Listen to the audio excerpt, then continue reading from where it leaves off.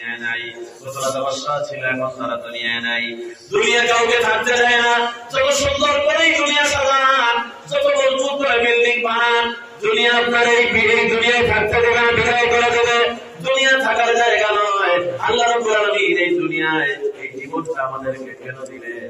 আমি যে আয়াত তেলাওয়াত করেছি আমার আল্লাহ বলেন শুনে, আমি কেন তোমাদেরকে দুনিয়ার জীবন দিলাম? আল্লাযী খালাকাল মাউতা ওয়াল হায়াতা, আল্লাহ বলেন তিনি ওই আল্লাহ যিনি হায়াত আর মওত দিলেন। কেন আল্লাহ মওত আর হায়াত দিলেন? আল্লাহ তাআলা এই হায়াত দেওয়ার উদ্দেশ্য হলো লিয়াবলুয়াকুম আইয়ুকুম আহসানু আমালা। আল্লাহ বলেন আমি দেখতে চাই তোমাদের মধ্যে থেকে কার আমলটা কত সুন্দর। কোন সুবহানাল্লাহ। আমল করতে হবে ভাই, আমল দিয়া দুনিয়াটারে সাজাতে হবে, গোলামি করতে হবে, ইবাদত করতে হবে একজনের। তিনি কে? বলেন তো আমরা গোলাম কার? এটা বলতে শরম লাগে নাকি? দুনিয়ার কোন মানুষের গোলাম, রাজা বাদশার গোলাম? চিৎকার করে বলেন তো আমরা গোলাম কার? গোলামি করার জন্য আল্লাহ আমাদেরকে বানালেন। ও মুসলমানেরা, তাকাও আপনার শরীরের দিকে। আল্লাহ তাআলা ইবাদত করার জন্য আপনারা আমরা বানিয়েছেন, যে সিস্টেম করে আল্লাহ মানুষ বানিয়েছেন, মানুষ বানানোর যে কায়দা, মানুষের পদ্ধতিটা আল্লাহ গ্রহণ করলেন। মানুষের শরীরের দিকে তাকালেই বোঝা যায় মানুষ আল্লাহর গোলাম। সবাই আল্লাহর গোলাম, কিন্তু মানুষের মতো এত সুন্দর গোলাম আর কেউ নয়। মানুষের মতো কেউ এত সুন্দর করে গোলামি করতে পারে না।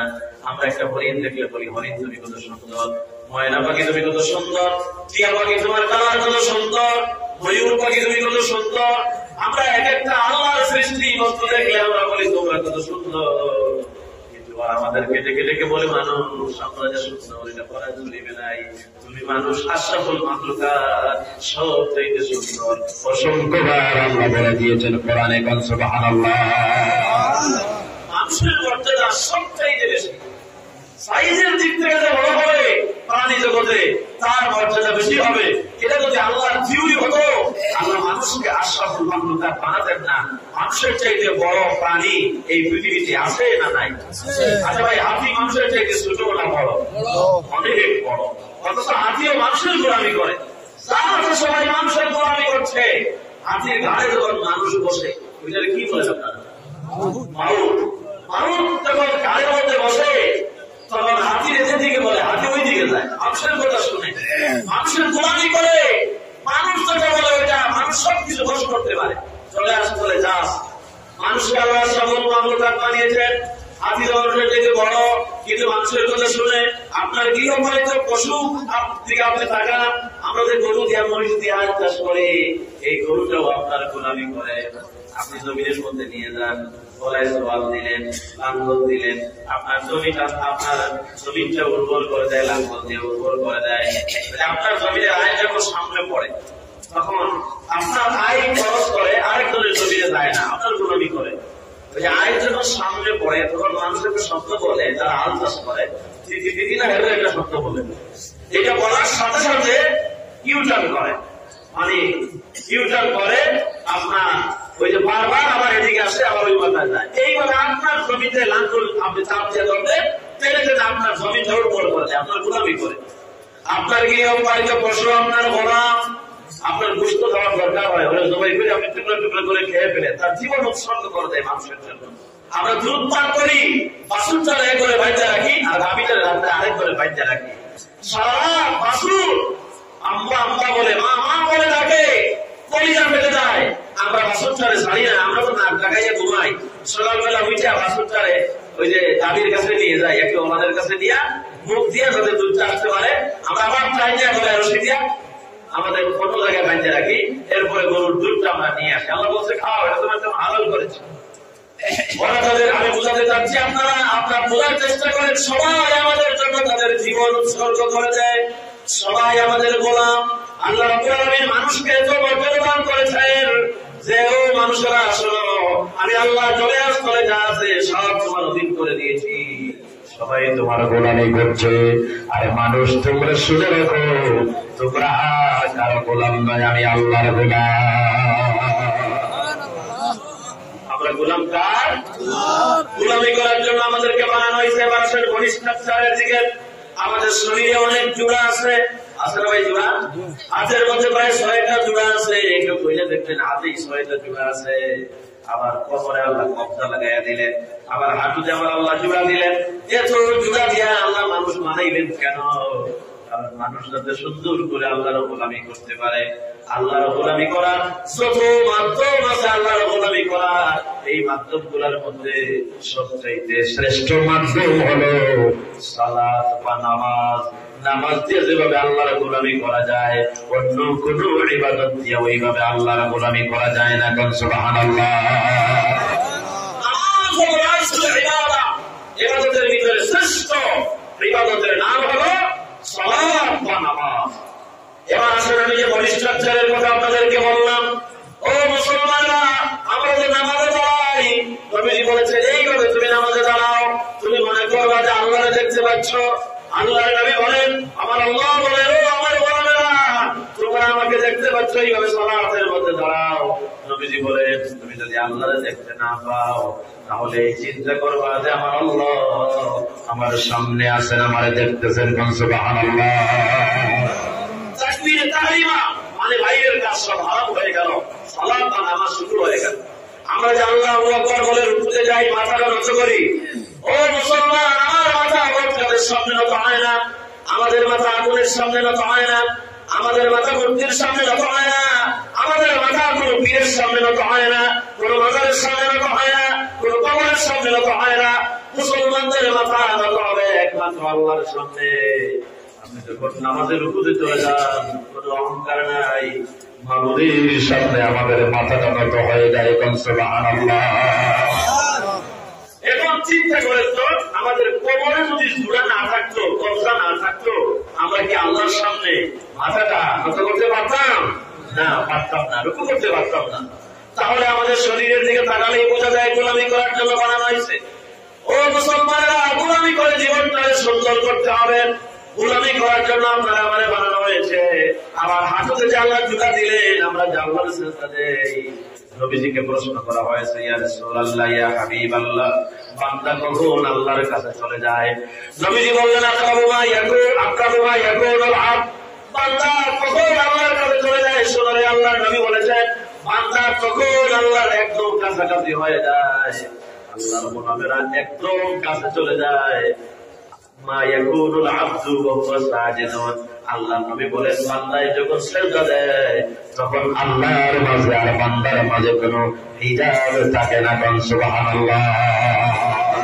একদম একদম আল্লাহর কাছে যাওয়া যায় সিজদার মাধ্যমে, সিজদার মাধ্যমে।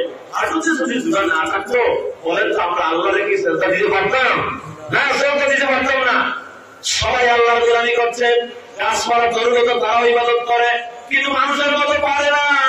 ওরা দাঁড়িয়ে দাঁড়িয়ে আল্লাহর ইবাদত করে। গাছগুলো দাঁড়ানো আছে, আপনার আগর গাছ, ত্রিপুরাতে আগর গাছ বেশি না কম? কি সুগন্ধি আল্লাহ একটা গাছের ভিতরে দিলেন। আমি দুবাইতে থেকে আসলাম, আরবরা আপনাদের এখান থেকে গাছগুলো চলে যায় আরব দেশে। আরব দেশে এটাকে পুকুর বলে, পুকুর। এই পুকুরটা তারা কয়লা দিয়া, ওই যাদের গোলের মধ্যে খুব সুন্দর ইয়ে দিয়ে আপনার ওই যে স্ট্যান্ড আছে, এটা দিয়ে সব আরবের বড় বড় শেফ যারা আছে ঘরে ঘরে ঘরে এটা জ্বালায়, সুন্দর হয়ে যায় ঘরটা। আমি দুবাই থেকে নিয়ে আসি, সেখানে একটা দেখি এরকম আমার বাড়ির কাছে আছে, সেই এখন কত দাম এগুলা, এই পুকুর গুলা, এগুলা জ্বালায়। এই যে আগর গাছ বলেন বা অন্যান্য গাছ বলেন, আমার আল্লাহ এক একটা গাছের ভিতরে এক এক রকমের দেখেন কুদরতি আল্লাহ দান করেছেন। ওরা দাঁড়াই আছে, গাছপালা যা আছে সব দাঁড়াইয়া দাঁড়াইয়া আল্লাহর জিকির করে, ওরা দাঁড়াইয়া দাঁড়াইয়া আল্লাহর ইবাদত করতেছে। আমার আল্লাহ বলেন, আল্লাযীনা ইয়াযকুরুনাল্লাহা কিয়ামা, দাঁড়াইয়া দাঁড়াইয়া, কিয়াম মানে হলো দাঁড়াইয়া দাঁড়াইয়া আল্লাহর জিকির করা। গাছ কাটবেন না বিনা প্রয়োজনে, প্রয়োজন হলে আপনি গাছ কাটতে পারবেন, আপনার দরকার। কিন্তু দরকার না হলে খামাখা অনেকে গাছের ডাল ভাঙে, খামাখা গাছের পাতা ছিঁড়ে ফেলে, খামাখা বেহুদা গাছের পাতাও ছিঁড়তে নিষেধ করা হয়েছে। নবীজি বলেন, গাছের পাতা ছিঁড়ে না, কারণ এই গাছের পাতাটা আমার আল্লাহ জিকির করে। সুবহানাল্লাহ বলেন আপনারা। ওরা দাঁড়াইয়া দাঁড়াইয়া আল্লাহর জিকির করে, কেউ রুকুর হালতে আল্লাহর জিকির করে, কোন গরু ছাগল যা আছে আমরা নামাজের উপরে যে পজিশনে থাকি ওরা ওই পজিশনে সবসময় মাথাটা নত থাকে, ওরা দাঁড়াইতে পারে না। আমরা নামাজের দাঁড়াইয়া কিয়াম, নামাজের ভিতরে কিয়াম আছে, আমরা আল্লাহু আকবার বলে দাঁড়াইয়া কিয়াম শুরু করি, নামাজ আরম্ভ করি, আমরা সূরা ফাতিহা পড়ি, অন্যান্য সূরা পড়ি, আবার রুকুতে চলে যাই। কিন্তু গরু ছাগল যে পশুগুলো আছে ওরা দাঁড়াতে পারে না, ওরা রুকুর হালতে থাকে, ওই অবস্থায় তারা আল্লাহর গোলামি করছে। কেউ বসে বসে আল্লাহর ইবাদত করতেছে। ব্যাংক জাতীয় প্রাণী যেগুলো, আমরা নামাজের তাসাহুদের হালতে যে বসি, ওই পজিশনে থাকে মনে হয়। ওই যে নতুন বৃষ্টি যখন হয় পানি পায় তখন ব্যাংক দাগা করে শব্দ করে, আসলে ব্যাংকের ভাষা আমরা বুঝি না। ব্যাংক তার ভাষায় আমার আল্লাহ ইবাদত করতে থাকে, জিকির করতে থাকে। সুবহানাল্লাহ। কেউ বসে বসে আল্লাহর জিকির করে, ইবাদত করে, কেউ শুয়ে শুয়ে করে। নদীর মাছ, বনে জঙ্গলে সাপ বিচ্ছু যারা থাকে তারা শুয়ে শুয়ে চলে, আমরা তো দাঁড়িয়ে দাঁড়িয়ে চলি। আমরা বসতেও পারি, আমরা শুইতেও পারি। আর সাপ বিচ্ছু যারা আছে ওরা শুয়ে শুয়ে ওই পজিশনে থাকে। নদীর মাছ, সাগরের মাছ যারা আছে তারা শুয়ে শুয়ে চলে, ওরা শুয়ে শুয়ে আল্লাহর ইবাদত করতেছে।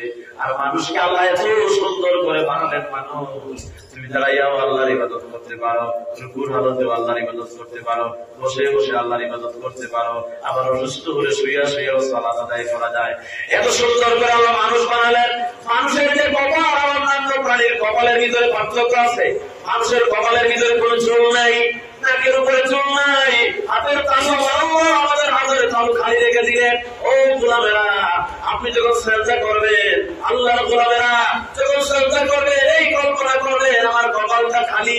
আমার কপালে চাইলে আল্লাহ গরু ছাগলের মতো লোক বুঝাই দিতে পারতেন, কিন্তু আল্লাহ রাব্বুল আলামিন আমাদের কপাল তলে খালি রেখে দিলেন। কারণ এই কপাল দিয়ে আমরা আল্লাহর সেজদা দিব।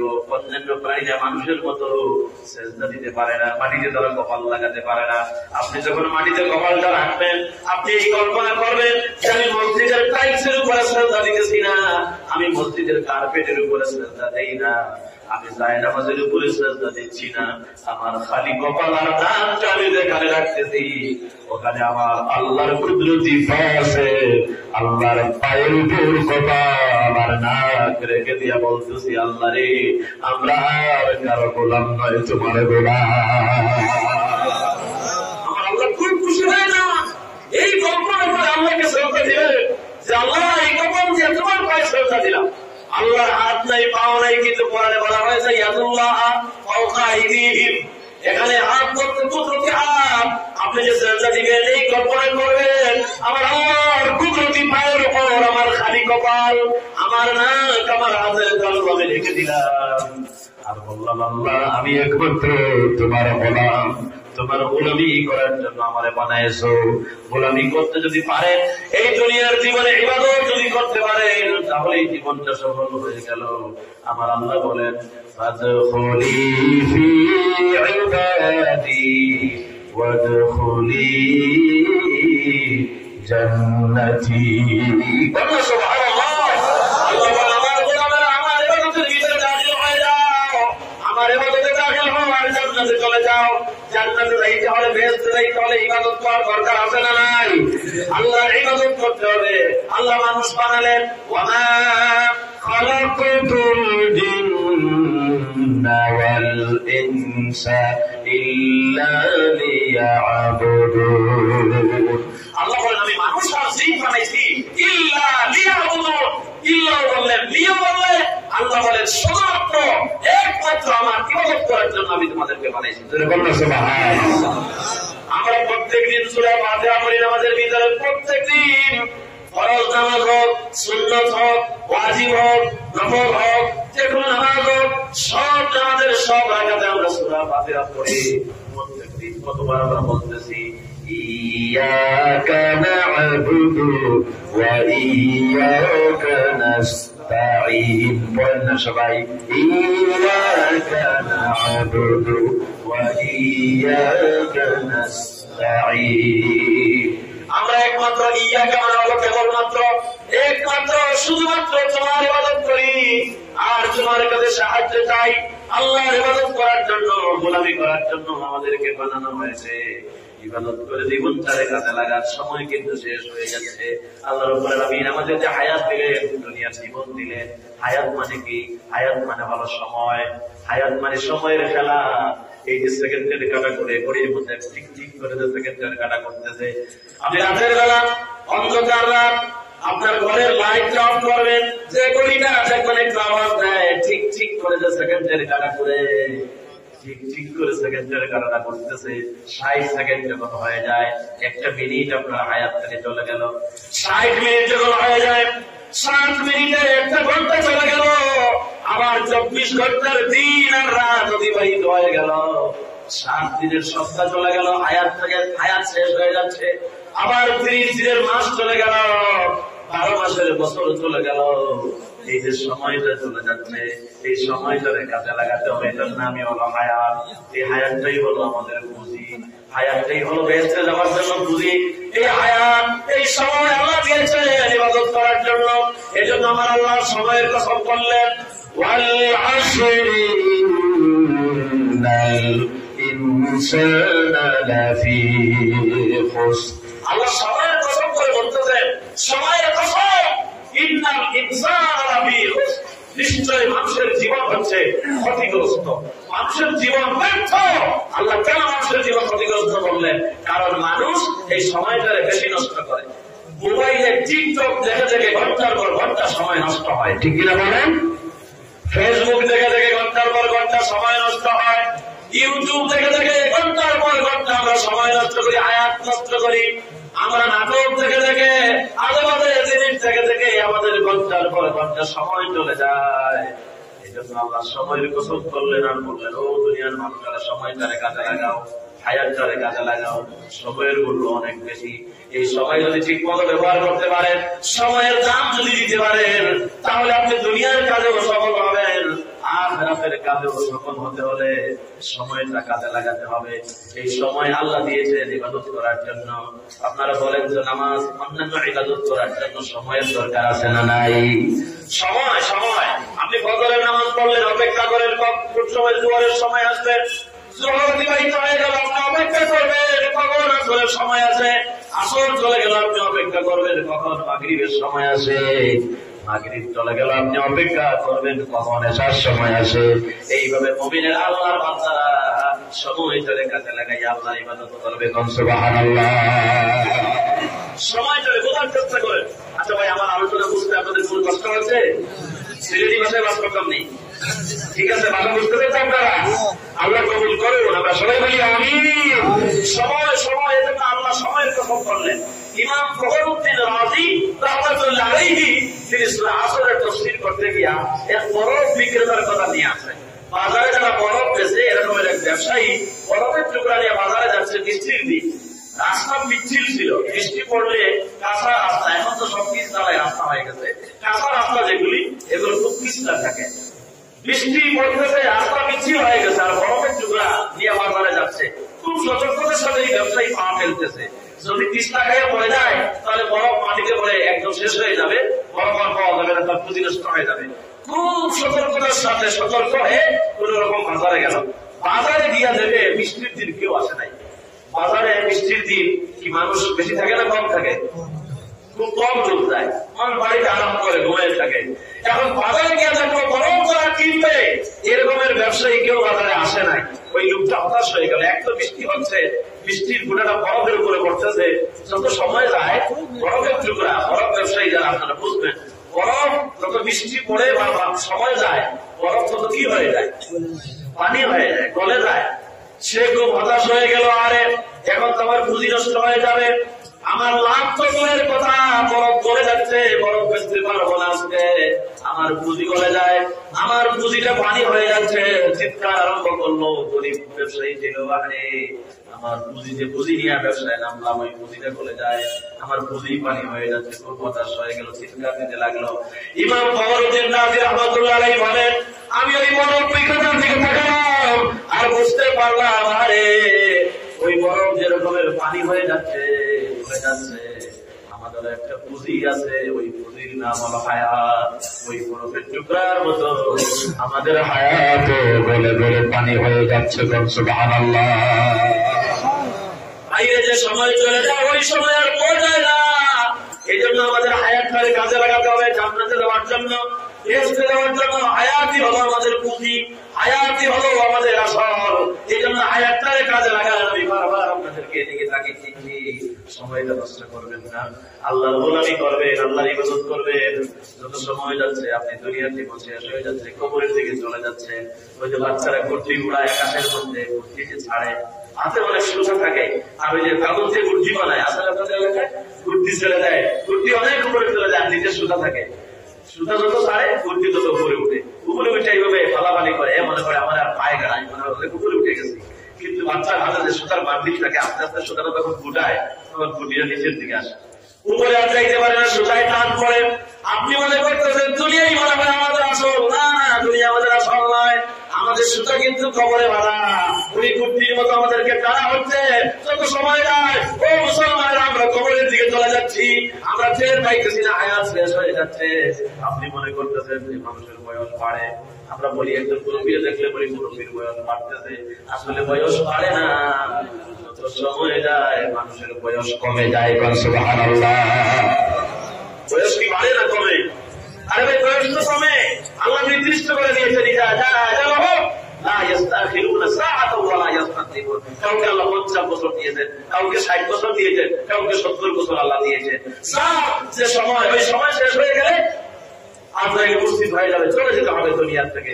এই জন্য অনেক কুফরি কথা আছে আমাদের সমাজে। কেউ যদি কোনো যুবক যদি মারা যায় তাহলে বলে যে লোকটা অকালে মারা গেছে। অকালে মানে কে বলছে অকালে মারা গেছে? এটাই তার হায়াত ছিল, এভাবে মৃত্যু লেখা ছিল, এই জন্য সে ওইভাবে মারা গেছে। আমাদের দেশে কিছু কথা আছে, পত্র পত্রিকায় টেলিভিশনে দেয় যে ওই যে নেতারা যখন মরে তখন অমুক নেতা অমুক মহান ব্যক্তি সে মৃত্যুর সাথে পাঞ্জা লড়ছে, মৃত্যুর সাথে পাঞ্জা লড়া। পাঞ্জা লড়া বোঝেন আপনারা? ওই যে পাঞ্জার খেলা ছিল না আগে, যে 2 হাত যায় না আর একজন পাঞ্জা লড়তো, এটার নাম হলো পাঞ্জা লড়া।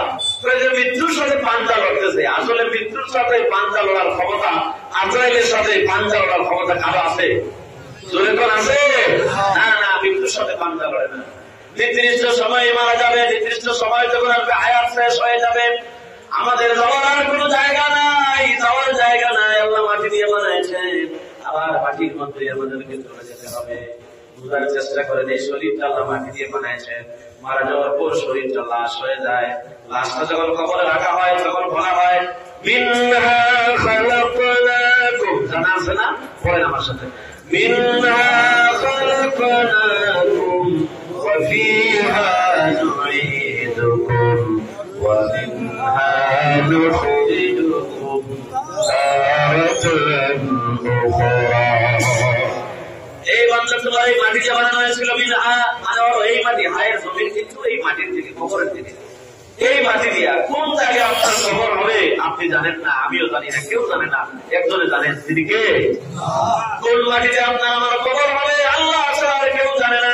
এই যে করোনার সময় COVID-19 যখন আসছিল, সারা দুনিয়ায় সব বছর হয়ে গেল, প্লেন বন্ধ হয়ে গেল, এক দেশ থেকে মানুষ আরেক দেশে যাইতে পারে না। অনেক মানুষ প্রবাসে যারা থাকে, বিদেশে যারা থাকে, ওখানে মারা গেছে।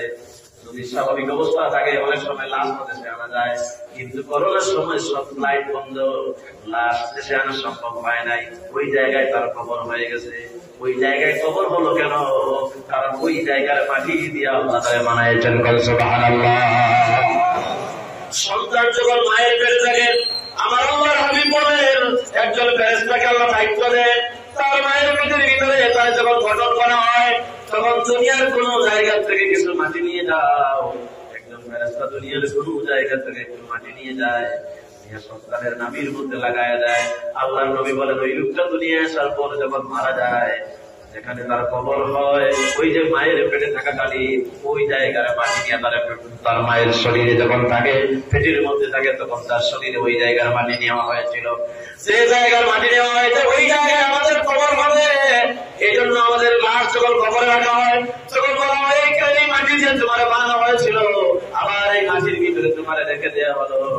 বলেন তো আবার এই মাটি থেকে আপনারা আমারে চিন্তা করবেন কে? পরকাল আছে না নাই? আরো জোরে কোন পরকাল আছে না নাই? আমার ভাইয়েরা, পরকালে আবার আমাদেরকে চিন্তা করা হবে। আল্লাহ বলেন কেমনে অস্বীকার করে? অনেক নাস্তিক আছে এখন সারা দুনিয়ায়, অনেক নাস্তিকের জন্ম হয়েছে। তারা বলে দেয়ার ইজ নট গড, আল্লাহ বলতে কিচ্ছু নাই, তা দেখা যায় না, তা বিশ্বাস করা যায় না। তারা বলে মৃত্যুর পরে পরকাল নাই, পরকাল অস্বীকার করে। আমার আল্লাহ ওই প্রশ্ন তোলা আগে বললো দুনিয়ার নাস্তিক শোনো, তোমরা যারা বলতেছো পরকাল নাই, আখিরাত নাই, আবার চিন্তা করতে পারবো না, শোনো কেমনে পরকাল আছে। আল্লাহ বলেন কুনতুম আমওয়াতান, তোমরা ছিলে মৃত, তোমাদের কোন অস্তিত্ব ছিল না। কাইফা তাকফুরুনা বিল্লাহ, আল্লাহ বলেন তোমরা কেমনে আমায় আল্লাহর অস্বীকার করো? তোমরা কিছুই ছিলে না, তোমরা মৃত ছিলে, বিনা অস্তিত্ব থেকে আমি আল্লাহ তোমাদেরকে অস্তিত্ব দান করেছি। তোমরা আবার যখন মারা যাবে আমি আল্লাহ অবশ্যই আবার তোমাদেরকে জিন্দা করবো। সুবহানাল্লাহ। বিনা অস্তিত্ব থেকে যে আল্লাহ অস্তিত্ব দিলেন, মারা যাওয়ার পর আবার ওই আল্লাহ আমাদেরকে আবার সৃষ্টি করতে পারবেন না? পারবেন না বলেন তো? আবার আল্লাহ আমাদেরকে চিন্তা করতে পারবেন। এই জন্য পরকাল আছে। কবর ছাড়া আমাদের যাওয়ার আর কোন জায়গা নাই, ওই রাস্তা দিয়ে যেতেই হবে। যেখানেই যান মাটির সাথে মিশে যেতে হবে।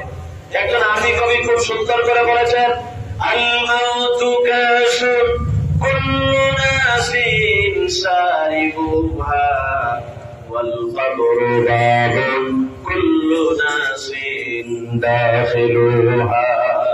মৌত হচ্ছে আমাদের সর্বতের পেয়ালা, যা সবাইকে পান করতে হবে। আর কবর হলো এমন এক দরজা, যে দরজা দিয়া সবাইকে প্রবেশ করা লাগবে। আর কোন জায়গা নাই। ওই যে মাছ ধরার জন্য লোকেরা করে বিভিন্ন এলাকায় আছে, জমিনে যখন পানি থাকে, মাছ থাকে, এই মাছগুলো আটকাইবার জন্য জমিনের আইলটা নরম মাটি দিয়া, কাদা মাটি দিয়া উঁচু করে বাঁধে। মাছ আটকায়, পানির মধ্যে মাছ থাকে। এখন ওই মাছগুলো যখন আইল দেওয়া হয় তখন আর বেরোতে পারে না, আটকা পড়ে, দৌড়াদৌড়ি করে একবার ওইদিকে যায়, আরেকবার এদিকে যায়, ওদিকে যায়, কোনো দিকে বের হইতে পারে, আইল দেওয়া হয়। মাছের যাওয়ার জন্য রাস্তা নাই, এই মাছগুলো ধরার জন্য তখন করে কি কোদাল দিয়ে আইলের একটা অংশ কাটে, কাটার পর ওখানে ওই যে বাঁশ দিয়ে বানায় দড়ি, বলিয়া, এগুলো আমাদের এলাকায় আছে নাকি? এগুলো রাইখা দেয় ওখানে। এখন মাছেরা আগে দৌড়াদৌড়ি করতে বের হওয়ার জন্য রাস্তা পায় না, এবার একটা দরজা পেয়েছে, সবাই মনে করে পানি বের হয়ে যাচ্ছে, চলো আমরা দৌড়াইয়া বাইরে হয়ে যাই ওইদিকে। মাছগুলো দৌড়াইয়া যখন বের হওয়ার জন্য চেষ্টা করে, মাছগুলো বাইরে যাইতে পারে না, সব মাছগুলো দৌড়াইয়া গিয়া আপনার ওই যে দড়ির মধ্যে গিয়ে প্রবেশ করে, অথবা জালের মধ্যে যায়, যাওয়ার কোনো জায়গা নাই। আমাদের মাটি ছাড়া যাওয়ার জায়গা নাই, কবর ছাড়া আমাদের কোনো যাওয়ার জায়গা নাই। এই জন্য ভাইরা কবরে যাওয়ার আগে এই দুনিয়ার জীবন সুন্দর করেন, দুনিয়ার জীবন আল্লাহর ইবাদত যদি করেন। নবীজি উদাহরণ দিলেন, একটা মানুষ নেক আমল যারা দুনিয়ায় করে, তারা যখন মারা যায় তাদের রূহটা যখন বের হয়, একটা উদাহরণ দেওয়া হলো, ছোট বাচ্চা যখন কান্দে মায়ের কোলে ওঠার জন্য, মা সংসারের কাজ করে, বাচ্চার কান্না যখন মায়ের কানে যায়, সংসারের কাজ কাম ফলাইয়া থইয়া আগে তার বাচ্চাটাকে তুলে টেনে নেয়।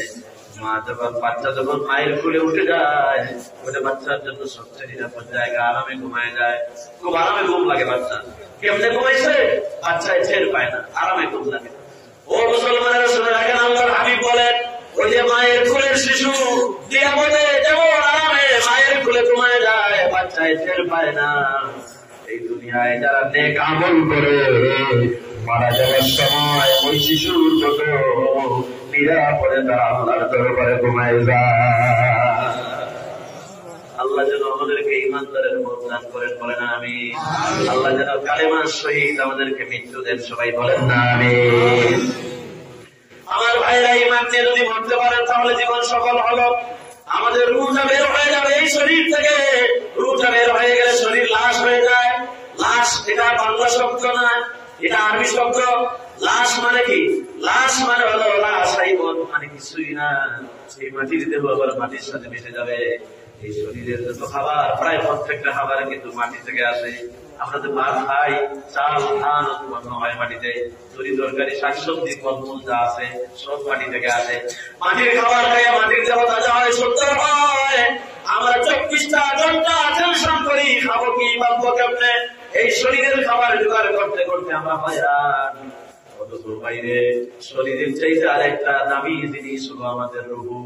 আপনারা বলেন তো কার দাম বেশি, শরীরের না রূহের? রুহের দাম বেশি। রুহ যদি ভালো থাকে, শরীর ভালো থাকে, রুহকে খাবার দিতে হবে।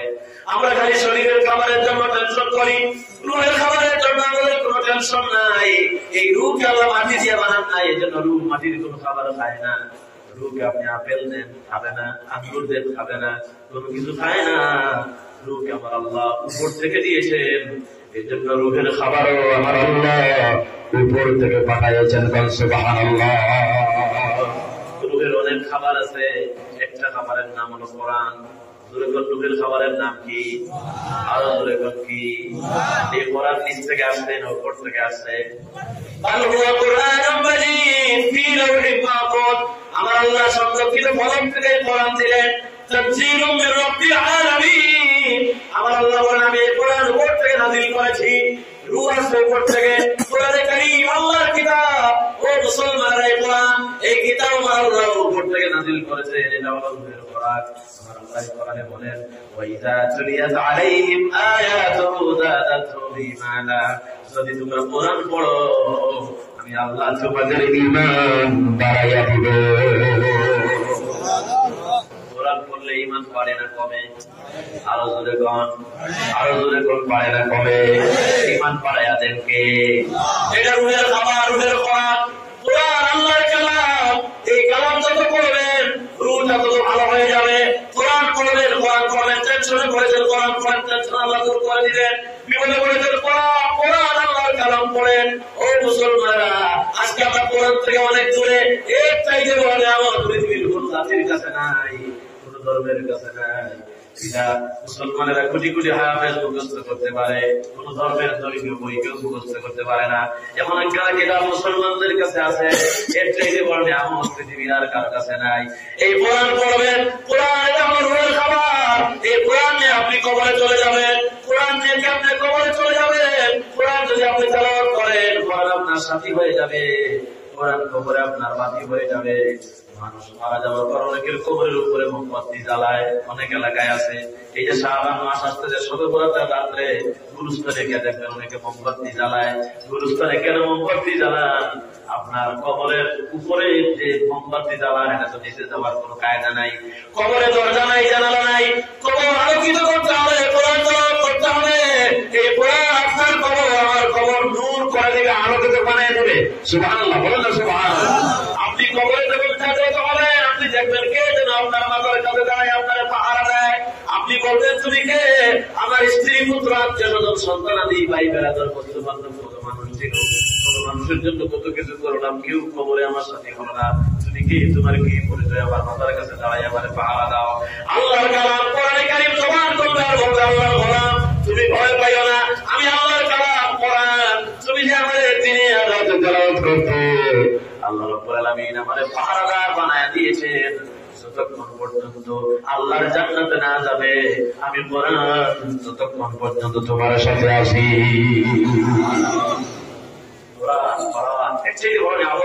আপনারা বলবেন হুজুর আমরা তো হাফেজ না, আমরা তো পারি না, আমরা তো মাওলানা না, আপনাদের মতো হুজুর না, আমরা তো এইভাবে কোরআন তেলাওয়াত করতে পারবো না। আল্লাহ বলেন ফাকরাউ মা তায়াসসারা মিনাল কোরআন, তুমি যতদূর পারো, যেখান থেকে সহজ করা হয় ওইখান থেকে পড়ো। একজন সাহাবী শুধু কুল আল্লাহ সূরা পড়তেন, প্রত্যেক নামাজে কুল আল্লাহ সূরা পড়তেন। নবী জিজ্ঞাসা করলেন ইয়া রাসূলুল্লাহ, আমি কুল আল্লাহ সূরা ইখলাসকে আমি বড় ভালোবাসি, নামাজের সব কথা আমি সূরা ইখলাস পড়ি। আল্লাহ নবী সাহাবীদেরকে ডাকেন আর বলেন আমার সাহাবীরা, আমার এই সাহাবীর দিকে তাকাও, আমার সাহাবী সূরা ইখলাসকে বড় ভালোবাসে। আল্লাহর কসম সূরা ইখলাস তারে নিয়ে আল্লাহর জান্নাতে চলে যাবে। আমাদের জানা আছে না নাই? সবার জানা আছে না নাই? পারবেন তো তেলাওয়াত করতে? সূরা ইখলাস যদি একবার পড়েন 10 পারার সওয়াব দান করবেন কে? নবীজি বলেছেন কেউ যদি সূরা ইখলাস সূরা একবার পড়ে 10 পারার সমান সওয়াব হয়ে যাবে। 2 বার যদি কেউ সূরা পড়ে, সূরা ইখলাস যদি আপনি 2 বার পড়েন 20 পারার সমান সওয়াব হয়ে যাবে। 3 বার যদি সূরা ইখলাস পড়েন, আল্লাহর নবী বলেন 30 পারা এর খতম কোরআন করলে যে সওয়াব পাওয়া যায়, কেউ যদি বলবো আল্লাহ সূরা মাত্র 3 বার পড়ে এর খতমের সওয়াব আল্লাহ দান করে দেবে। এবার বলেন তো কোরআন সহজ না কঠিন? আরো জোরে বল, সহজ না কঠিন? আল্লাহ বলেন ওয়া লাকাদ ইয়াসসারনাল কোরআনা লিযিকরি, আমি কোরআনকে সহজ করে নাযিল করেছি। ইয়াসসারনা আল্লাহ বলেন আমি সহজ করে দিলাম, কঠিন বানাইও না। যেখান থেকে সহজ বানাবো ওইখান থেকে পড়ো। খালি মিয়াসাবদের তেলাওয়াত করায় না। শাবান মাস আসতেছে, মিয়াসাবদের দাওয়াত, হুজুরদের দাওয়াত কম না বেশি? খালি হুজুরদের থেকে দিয়ে পড়াই না, নিজেরাও পড়ার দরকার আছে না নাই? হুজুরদের দিয়ে পড়ার অসুবিধা নাই, হুজুরাও পড়বে, আপনারাও পড়ার দরকার আছে না নাই? প্রত্যেককেই পড়তে হবে আল্লাহর কালাম। কোরআন আমার মা বোনেরা বাড়ি ঘর থেকে যারা ওয়াজ শুনতেছে, ও মহিলারা, ও মা বোনেরা, আপনারাও ফজরের নামাজের পরে কোরআন তেলাওয়াত করবেন। মনে রাখবেন ভাইরা, মা বোনেরা, মনে রাখবেন যে মহিলা সে ঘরের মধ্যে সকালে ফজরের নামাজ পড়ার পর আল্লাহর কোরআন তেলাওয়াত করবে, তারপরে সংসারের কাছে হাত দিবে। যে মহিলা, যে মা বোনেরা ফজরের নামাজের পরে আগে কোরআন তেলাওয়াত করবে, ওই সংসারে ওই মহিলা সারাদিন যত কাজ করবে, আমার আল্লাহ ডাইরেক্ট আসমান থেকে ওই সংসারে রহমত আর বরকত নাযিল করবে। সকলের জন্য কোরআন তেলাওয়াত করবেন, এটা রুহের খাবার। কোরআন যদ্দুর পড়ে তদ্দুর পড়ে। সূরা ফাতিহা পড়বেন আলহামদুলিল্লাহি রাব্বিল আলামিন। যদি একবার পড়ে বিসমিল কোরআন নবীজি বলেছেন, সূরা ফাতিহা যদি কেউ পড়ে 15 বারের সমান সওয়াব হয়ে যায়, অর্ধেক কোরআন তেলাওয়াত হয়ে যায়। সূরা এই সূরা যদি পড়ে অর্ধেক কোরআন হয়ে যায়। ইদা জা নাসরুল্লাহি ওয়াল ফাতহ, এই সূরা যদি পড়ে কোরআনের 4 ভাগের 1 ভাগ হয়ে যায়। সুবহানাল্লাহ, সুবহানাল্লাহ। সূরাগুলো আমাদের জানা আছে না নাই? আরো কিছু সূরা আছে, চেষ্টা করবেন পড়ার জন্য। আয়াতুল কুরসি পড়বেন। কোরআনের সবচেয়ে শ্রেষ্ঠ আয়াতের নাম হলো আয়াতুল কুরসি। শ্রেষ্ঠ আয়াতের নাম কি? আরো জোরে বলুন কি? আয়াতুল কুরসি বড় দামি আয়াত। কোরআন শরীফের সবচাইতে ফজিলতের শ্রেষ্ঠ আয়াতের নাম হলো আয়াতুল কুরসি। আয়াতুল কুরসি যদি আপনি পড়েন, নামাজের পরে যদি আয়াতুল কুরসি পড়েন, আল্লাহর নবী বলেন ওই ব্যক্তির মাঝে আর জান্নাতের মাঝে একটা বাধা, সেই বাধাটা হলো মওত ও মৃত্যু। মৃত্যু তার বেহেশতে যাইতে দেয় না। আয়াতুল কুরসি তেলাওয়াত করার কারণে, বেশি বেশি পড়ার কারণে মারা যাওয়ার সাথে সাথে আল্লাহ তাআলা জান্নাত দান করবে। কোরআন রাতের বেলা নবীজি বলেছেন তোমার আগে সূরা মুলক, কোন সূরা? সূরা মুলক। বলেন সূরা মুলক। তাবারাকাল্লাযী বিয়াদিহিল মুলকু ওয়া হুয়া আলা কুল্লি শাইইন কাদির আল্লাযী খালাকাল মাউতা ওয়াল হায়াতা লিয়াবলুয়াকুম আইয়ুকুম আহসানু আমালা। মাত্র 30টা আয়াত আছে সূরার ভিতরে। সূরা মুলক তোমার আগে পড়ে আল্লাহ নবী বলেন কবরে যাওয়ার পর সূরা মুলক আল্লাহর সাথে ঝগড়া করে আর বলে, আল্লাহ তোমার বান্দা আমাদের রাতের বেলা তেলাওয়াত করেছে, আল্লাহ তাআলা কবরে আযাব দিও না। আমার আল্লাহর নবী বলেন সূরা মুলকের সুপারিশ আল্লাহ কবুল করেন, আর বান্দার কবরে আল্লাহ কোনো আযাব দেন না। সুবহানাল্লাহ। অসুবিধা হচ্ছে ভাই? সবাই জবাব দিতে পারলেন না। আলোচনা শেষ করে দিব নাকি? একটু তাকবীর দেন তো, নারায়ে তাকবীর। একটু তাকবীর দেন তো, নারায়ে তাকবীর। আরো করে নারায়ে তাকবীর। আল্লাহ মাহফিল যেন কবুল করেন। সবাই বলেন আমিন। তাহলে রুহের খাবারের নাম কোরআন। রুহের খাবারের নাম কি? আরো করে রুহের খাবারের নাম কি? ভাই কোরআন তেলাওয়াত করবেন তো ইনশাআল্লাহ? বলেন ইনশাআল্লাহ। আল্লাহ যেন তৌফিক দান করেন। বলেন আমিন। সামনে রমজান মাস আসতেছে, রজব মাস এখন চলতেছে। শাবানের পরে কি? শাবানের পরে কি? আল্লাহুম্মা বারিক লানা ফি রজব ওয়া শাবান ওয়া বাল্লিগনা রমাদান। আল্লাহ রজব মাস, শাবান মাস আমাদের জন্য বরকতময় করো। আমরা রমজান পর্যন্ত আমাদের হায়াত বাড়ায় দাও। রমজান হলো কোরআনের মাস। রমজানে কোরআনের তেলাওয়াত বেশি না কম? তারাবির নামাজ আছে না 20 রাকাত? পড়েন না আপনারা? প্রত্যেকদিন তারাবির নামাজ পড়বেন। আপনি কোরআন তেলাওয়াত করবেন, ইমাম সাহেব করবে, আপনি পিছনে দাঁড়ায় দাঁড়ায় শুনবেন। এটা রমজানেই শুধু সম্ভব। অনেক জায়গায় ফজর তারাবি হয়, আপনাদের এখানে কি হয়? মাশাআল্লাহ, অত্যন্ত ভালো। আপনাদের মসজিদটা অনেক বড়, ত্রিপুরার মধ্যে একটা বড় মসজিদ না? মাশাআল্লাহ। এই মসজিদে কোরআনের খতম হয়। এই এলাকার সব মুসল্লিদেরকে আমি বলবো একদিনও মিস করবেন না, একদিনও মিস করবেন না। যেই মাসে আল্লাহ কোরআন নাযিল করলেন ওই রমজান মাসে আপনি নামাজের মধ্যে আপনি কোরআন শুনবেন, কত একটা সৌভাগ্যের ব্যাপার না ভাই, কত বড় সৌভাগ্যের ব্যাপার। আল্লাহ তাআলা রমজানে কোরআন শোনা, কোরআন তেলাওয়াত করা, কোরআন খতম করা তৌফিক আমাদেরকে দান করেন। সবাই বলেন আমিন, আরো জোরে বলেন আমিন। কোরআনের মাস আসতেছে, এখন থেকেই প্রস্তুতি নেন। এটা হলো রুহের খাবার। রুহের আরো কিছু খাবার আছে। রুহের আরো খাবার হলো আলা বিযিকরিল্লাহি তাতমাইন্নুল কুলুব। আল্লাহর জিকির করলে অন্তরে শান্তি পাওয়া যায়। আমরা জিকির করবো কার? জিকির করেন সুবহানাল্লাহ,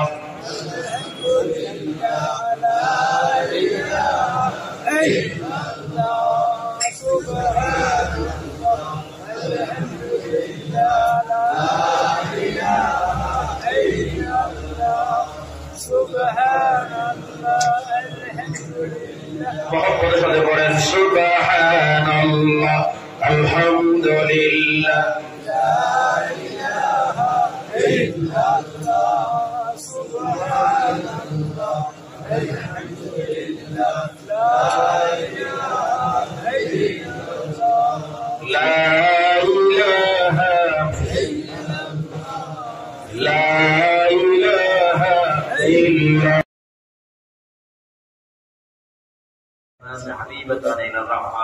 রহমানের কাছে দুইটা কালিমা বড় প্রিয়। রহমানকে জোরে কর, রহমানকে। আল্লাহ রাব্বুল আলামিন বান্দার দুইটা কালিমা বড় বেশি পছন্দ করেন। খাফীফাতান আলাল লিসান, এই দুইটা কালিমা সমানে হালকা।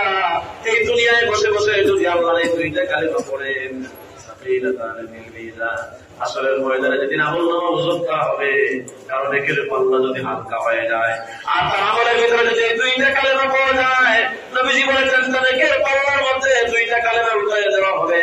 আল্লাহর হাবিব বলেন আসমান আর জমিনের ওজনের চাইতে আমার আল্লাহর কাছে দুইটা কালেমার ওজনের পাল্লা ভারী হয়ে যাবে। সেই দুইটা কালেমা হলো সুবহানাল্লাহি ওয়া বিহামদিহি। পড়েন সুবহানাল্লাহি ওয়া বিহামদিহি, সুবহানাল্লাহিল আযীম। আমরা পড়েন সুবহানাল্লাহি ওয়া বিহামদিহি, সুবহানাল্লাহিল আযীম। আল্লাহ আমাদেরকে আমল করার তৌফিক দাও, বলেন আমিন, আরো জোরে বলেন আমিন। আল্লাহর জিকির করবেন, নামাজের সালাম ফিরাইয়া 100 বার আল্লাহর জিকির করবেন। প্রত্যেক ফরজ নামাজের সালাম ফিরাইয়া নবীজি পড়তেন সুবহানাল্লাহ 33 বার, আলহামদুলিল্লাহ 33 বার, আল্লাহু আকবার 34 বার। আল্লাহু আকবার কয়বার? 34 বার। সুবহানাল্লাহ 33, আলহামদুলিল্লাহ 33, আল্লাহু আকবার 34, কত হইল? কত হইল ভাই? 100 বার। এই 100 বার যারা আল্লাহর জিকির করবে, আল্লাহর নবী বলেন তাদের আমলের ভিতরে যদি সমুদ্রের ফানা পরিমাণ গুনাহ থাকে, এই পরিমাণ গুনাহ আল্লাহ সাথে সাথে আমলনামা থেকে মুছে ফেলে দিবে। আমল করতে পারবো তো ইনশাআল্লাহ? প্রত্যেকদিন নামাজের পরে পড়বেন সুবহানাল্লাহ 33 বার, আলহামদুলিল্লাহ 33 বার, আল্লাহু আকবার 34 বার। এই আমলগুলো করবেন, এগুলো হচ্ছে শ্রেষ্ঠ জিকির। আল্লাহ জিকির করার তৌফিক দান করেন। বিপদে আপদে বালা মুসিবতে জিকির হবে কার? আল্লাহ। এই পৃথিবীতে সবচাইতে বড় বিপদে পড়েছিলেন হযরত ইউনূস আলাইহিস সালাম। ইউনূস নবীকে আল্লাহ যে বিপদ দিলেন, তিনটা অন্ধকারে তিনি পড়েছিলেন। একটা হলো রাতের অন্ধকার, আরেকটা হলো মাছের পেটের ভিতরে অন্ধকার, আরেকটা হলো পানির তলতলদেশের অন্ধকার। এই ত্রিবিধ অন্ধকারের মধ্যে পড়ে হযরত ইউনূস আলাইহিস সালাম আল্লাহর জিকির করলেন। তিনি পড়লেন লা ইলাহা ইল্লা আনতা সুবহানাকা ইন্নী কুনতু মিনাজ। মাশাআল্লাহ, জানা আছে না? আবারও পড়েন লা ইলাহা ইল্লা আনতা সুবহানাকা ইন্নী কুনতু মিনাজ জালিমিন। হযরত ইউনূস আলাইহিস সালামের জিকিরটা করলেন, আয় আল্লাহ তাআলা, তুমি ছাড়া কোনো ইলাহ নাই। আমি আমার নফসের উপরে জুলুম করেছি। আমি মনে করেছিলাম জাহাজ আমারে বাঁচাইয়া দিবে, মাছ আমারে গিলে মেরেছে। মাছের পেটের ভিতরে রাতের অন্ধকারে পানির তলদেশে চলে গেছে। আল্লাহর জিকির করলে আল্লাহ বলেন ইউনূস রে, দুনিয়ার কেউ তোমার ডাক শোনে নাই, ইউনূস আলাইহিস ডাক শুনছেন কে? আরো জোরে কোন কে শুনেছে? আমার আল্লাহ বলেন ইউনূস রে, শুধু শুনি নাই, আমি তোমার ডাকের জবাব দিলাম। فاستجبنا له ونجيناه من الغم وكذلك ننجي المؤمنين। আল্লাহ বলে আমি তার ডাকের জবাব দিলাম, আর এই বিপদ থেকে আমি আমার পয়গম্বরকে বাঁচিয়ে দিলাম। মাছের পেটের ভিতরে ব্যবসা আরম্ভ হয়ে গেল, পানির উপরে ভেসে উঠলো, কিনারে গিয়ে হযরত ইউনূস আলাইহিস সালামকে মুক্তি করে নিক্ষেপ করে দিল। আল্লাহ বলল দুনিয়ার মানুষরা এইভাবে করে ইউনূসের মতো করে, যদি আমি আল্লাহর কাছে সাহায্য চাও, আমি আল্লাহ রাব্বুল আলামিন ইউনূসের মতো বিপদ দিয়া তোমারে বাঁচাইয়া দিতে পারি। জিকির হবে কার? আরো জোরে কার? জিকির হলো রুহের খাবার। রুহের খাবার দিবেন। আপনি বাড়ি থেকে বের হবেন, কার নামে বের হবেন? বিসমিল্লাহি তাওয়াক্কালতু আলাল্লাহ, আল্লাহর নামে বের হয়ে যান। গাড়িতে উঠবেন, জিকির আছে না নাই? দুয়া পড়ে উঠবেন, সুবহানাল্লাযী সাখখারা লানা হাযা ওয়া মা কুন্না লাহু মুকরিনিন ওয়া ইন্না ইলা রাব্বিনা লামুনকালিবুন। হেফাজত করার মালিক কে? অ্যাক্সিডেন্ট থেকে বাঁচায় দেওয়ার মালিক কে? এজন্য আল্লাহকে ডাকতে হবে সব সময়, আর হামেশা আল্লাহর জিকির করবেন। আল্লাহ বলেন, গোলাম তুমি যদি আমার জিকির করো, ফাযকুরুনি আযকুরুকুম ওয়াশকুরুলি ওয়ালা তাকফুরুন। তোমরা আমার জিকির করলে আল্লাহ বলেন আমিও তোমাদের জিকির করি। কেউ যদি একবার আল্লাহ বলে রাখে, বলেন না আল্লাহ, আর মহব্বতের সাথে বলি ইয়া আল্লাহ। আমার আল্লাহ হাবিব বলেন, আল্লাহ বলেন কেউ যদি আমার গোলাম থেকে, আমাকে অন্তরের অন্তঃস্থল থেকে, হৃদয়ের গভীর কুঞ্জন থেকে, মনের মণিকোঠা থেকে একবার যখন বলে আল্লাহ, আল্লাহ বলেন আমি ৭০ বার জবাব দিয়া বলি, বান্দা কি চাও আমি তোমার কাছে আসি। আল্লাহর জিকির করবেন, এটা রুহের খোরাক, রুহের খাবার। আল্লাহ তাআলা রুহের খাবার দুনিয়ায় এই ইবাদতটা করার তৌফিক যেন আমাদেরকে দান করেন, করেন আমিন। আরো বলে করেন আমিন। তাই আমাদের দুনিয়ার জীবন শেষ হয়ে গেলে এবার কবরের জীবন শুরু হয়ে যাবে। কবর হলো আখিরাতের প্রথম মঞ্জিল। কবরের ঘাট থেকে যে উদ্ধার হয়ে গেল, আল্লাহর নবী বলেন অন্যান্য কাজ আল্লাহ তার জন্য সহজ করে দিবেন। কবরে যাওয়ার পরেই জিজ্ঞেস করা হবে আমার রব্বুকে, তোমার রবকে? বলেন তো আমাদের রবকে? আল্লাহ হচ্ছেন আমাদের রব, রব্বি আল্লাহ। আল্লাহ আমার রব, এই রবই আমার সব। যদি আল্লাহর রব বলেন, কবরে গিয়ে বলবেন রব্বি আল্লাহ।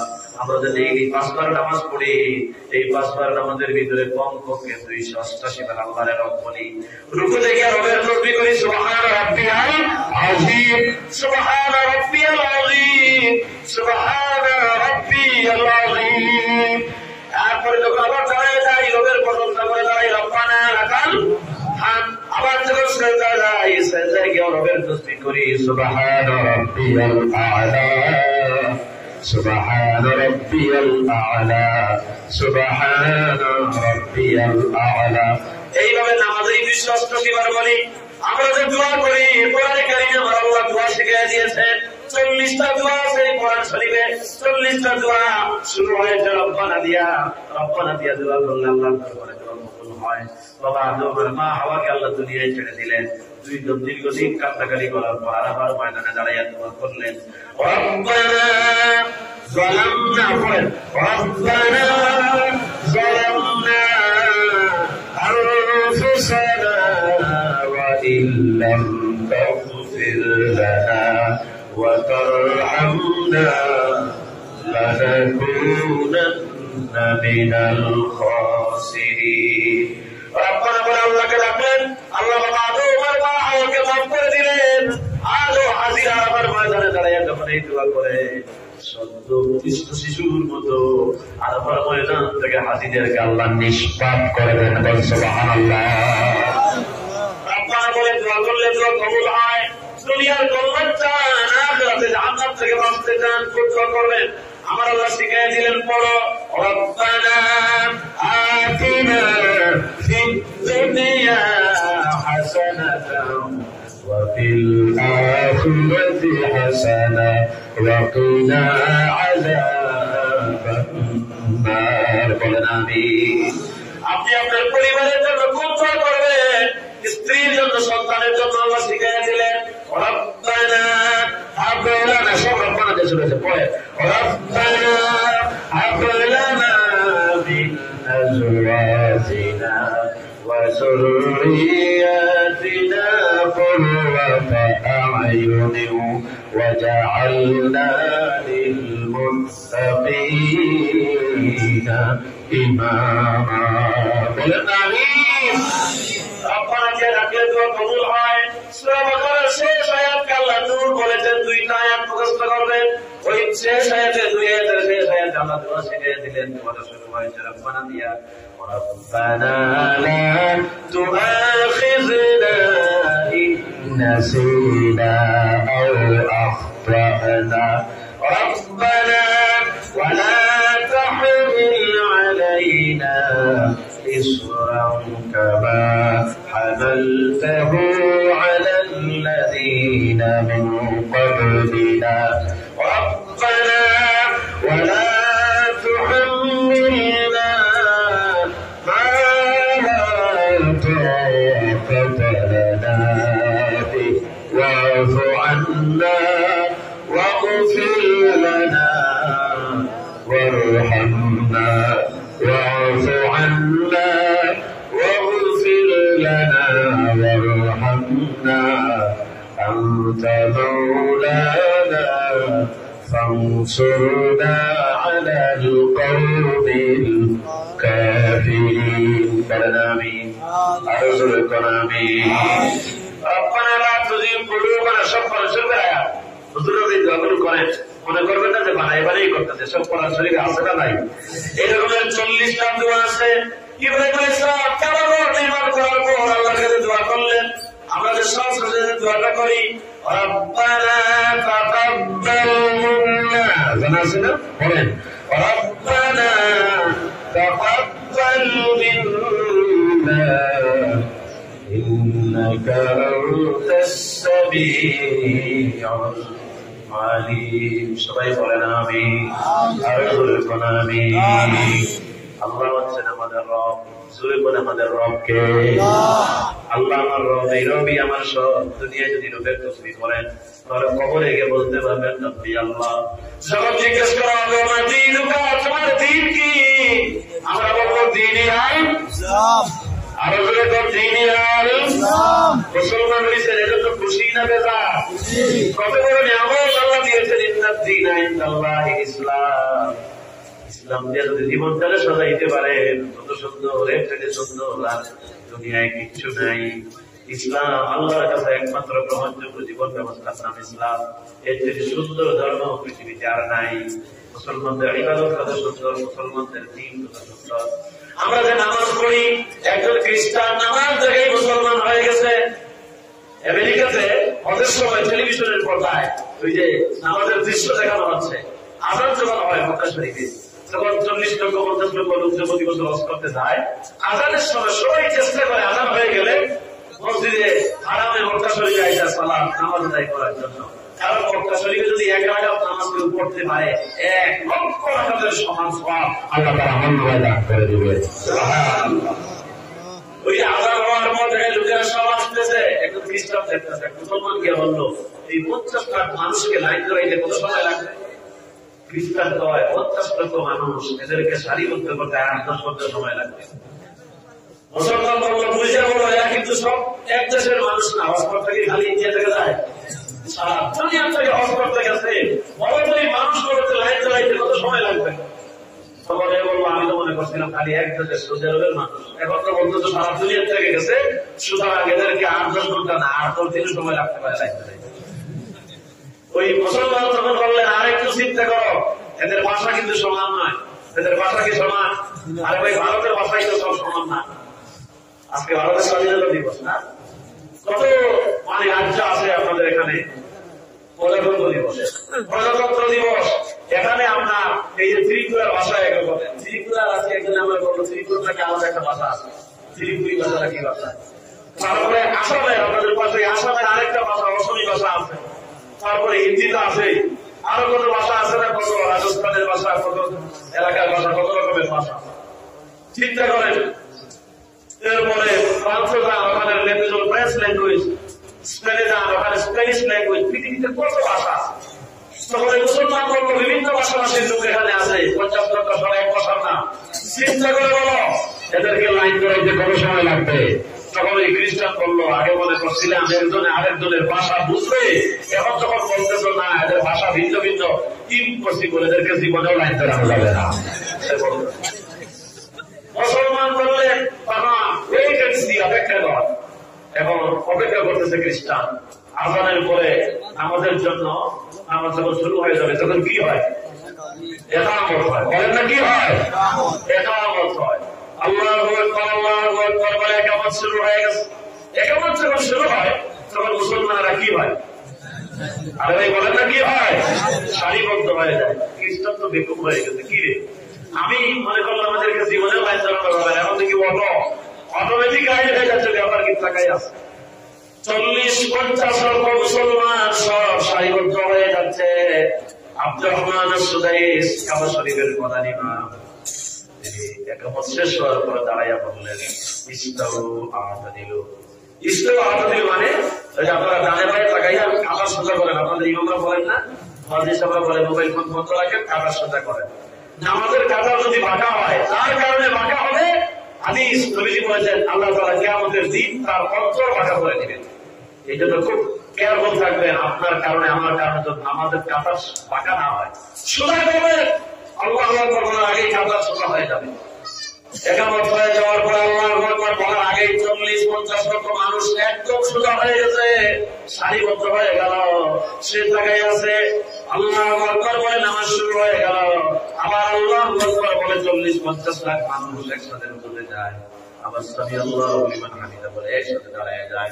আবার আল্লাহু আকবার বলে 50 লক্ষ মানুষ সিজদায় পড়ে যায়। আপনারা বলেন 50 লাখ মানুষ যদি একসাথে সিজদা দেয়, আর এই সিজদার দৃশ্যটা যদি উপর থেকে দেখা যায় কত সুন্দর লাগে। সুবহানাল্লাহ বলবেন না আপনারা? এত সুন্দর ইবাদত পৃথিবীর কাছে নাই, ঠিক কিনা বলেন?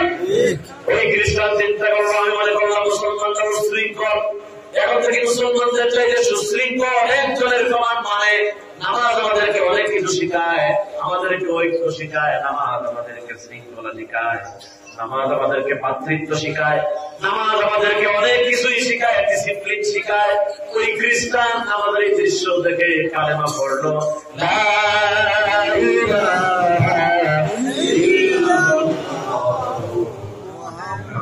মুহাম্মাদুর রাসূলুল্লাহ। আচ্ছা, মসজিদে ঢুকলে শান্তি আছে না নাই? আফগানিস্তানে যুদ্ধ চলতেছে, ইংল্যান্ডের প্রাইম মিনিস্টার টনি ব্লেয়ার তার শালিকা লরেন বুথ তার নাম, ইন্টারনেটে দেখবেন, এটা ইতিহাস। সে ওখানে মিডিয়ার কাজ করে। যুদ্ধ যখন হয় মুসলমানরা যুদ্ধ করে, আবার নামাজ যখন হয় যুদ্ধ বন্ধ করে নামাজে চলে যায়, মসজিদে ঢুকে যায়। সে চিন্তা করলো দেখি মসজিদে গিয়ে কি করে, আইসা বাইরে দাঁড়িয়ে দাঁড়াইয়া খালি নামাজের দৃশ্য দেখে। এ দেখলো যে একটু আগেই আর কি টেনশনের মধ্যে ছিল, যুদ্ধ বিগ্রহের মধ্যে ছিল। এর যখন নামাজে দাঁড়ায় তখন আর কোনো টেনশন নাই, কি শান্তি আর শান্তি নামাজের ভিতরে। সে চিন্তা করলো এত সুন্দর ইবাদত, আমি তো অন্যান্য ধর্মের উপাসনালয়ে গেছি। সে বললো আমি চার্চে গিয়েছি, অন্যান্য ধর্মের উপাসনালয়ে গিয়েছি, এত শান্তি নামাজের মতো, এত পিস, এত শান্তি আর কোন ইবাদতে নাই। সেও মুসলমান হয়ে এখন বুরকা পরে আর কোরআন তেলাওয়াত করে, সুবহানাল্লাহ। আমার ইসলাম কত সুন্দর। ও মুসলমানেরা, ইসলাম দিয়া যদি যাইতে পারেন কবরে, কবরে যাওয়ার পর জিজ্ঞেস করা হবে তোমার দিন কি ছিল, তখন আমরা বলবো দিন ইসলাম। আমাদের দিন ছিল ইসলাম।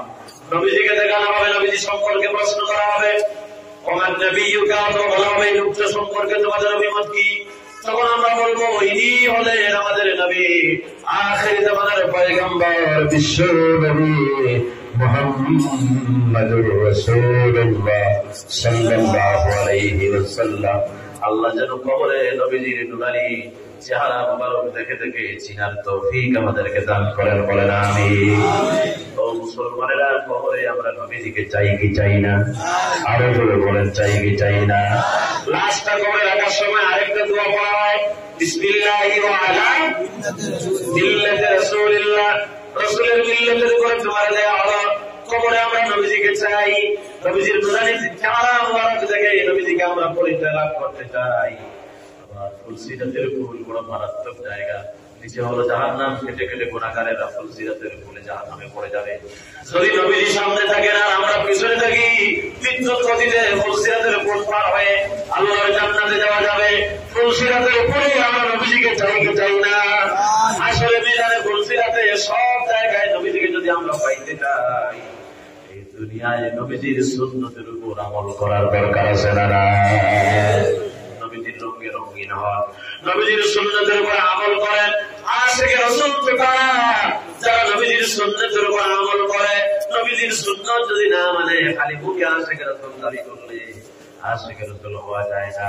মৃত্যু পর্যন্ত নবীজির সুন্নতের উপর টিকে থাকার তৌফিক যেন আমাদেরকে আল্লাহ দান করেন, বলেন আমিন।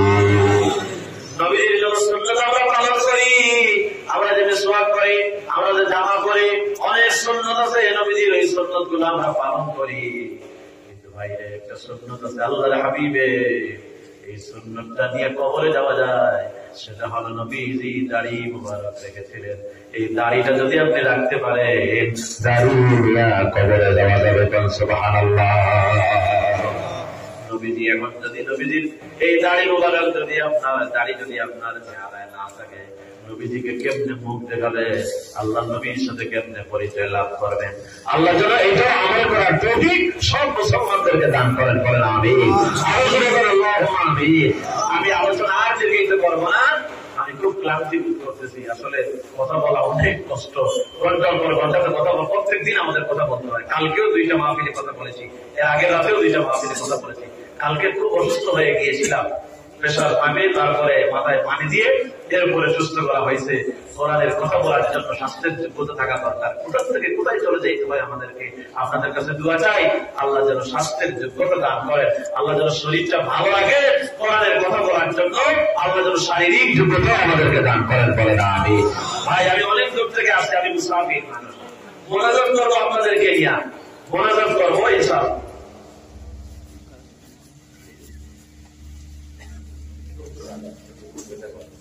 আমরা এখন মোনাজাত করবো। ভাই আমি গুনাহগার মানুষ, এখানে অনেক আলেম ওলামা আছে, সাদা দাড়িওয়ালা মুরব্বীরা আছে, আল্লাহ ওলিরা এখানে আছে, আমি তো গুনাহগার।